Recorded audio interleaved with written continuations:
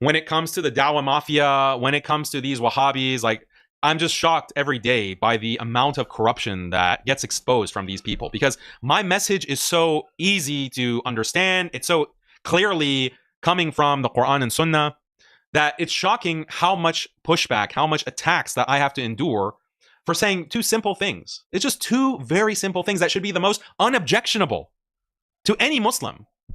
That we need to establish Islam on the earth, to stop the oppression of Muslims, to be able to worship Allah on the earth under a complete Islamic system. We need sovereignty of Muslims. That's point number one. So we can't accept reformism. We can't accept liberalization. We can't accept secularization.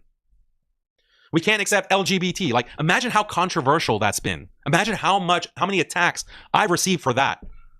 For just that kind of simple message. Because you have an entire structure, like this entire Dawah infrastructure, that refuses to accept that premise.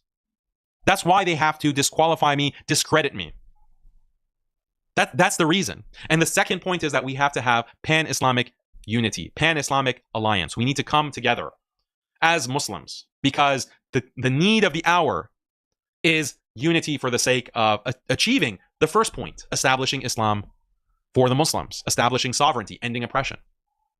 These are the only 2 points, and you have this entire Dawah Mafia, this Wahhabi infiltrated Dawah infrastructure, all of these debaters that you thought were only concerned about, debating the Trinity with Christians, all of them come out of the woodwork, and they want to suppress that. They want to shut that down. What does that tell you? There's a reason that we are in the state that we're in today as an ummah. There's a very clear reason. You can't blame it all on non-Muslims, oppressors, and these tyrants. You can't put all the blame on them. There is a religious infrastructure that is committed to teaching a version of Islam, a distortion of Islam, that validates and perpetuates a system of secular control, Zionist control, Western control over Muslims. There's an entire system. They want to teach you. They're not going to tell you, don't be Muslim, leave Islam, abandon the Quran, abandon the Sunnah. They're not going to tell you that explicitly. Instead, they're going to feed you and sell you a distortion of Islam that makes you think that Islam is perfectly acceptable with the status quo in which we're living.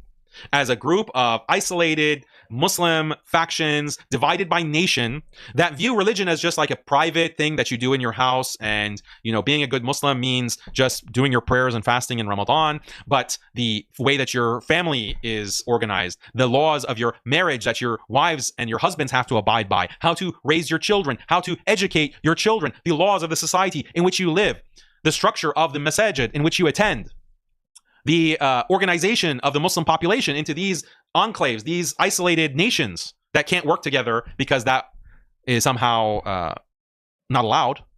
That status quo, which we've been suffering from for over 200 years, even before the last Khilafah was dismantled, the Ottoman Caliphate was dismantled 100 years ago, that status quo has to remain. You have to accept that, and Islam is perfectly fine with that.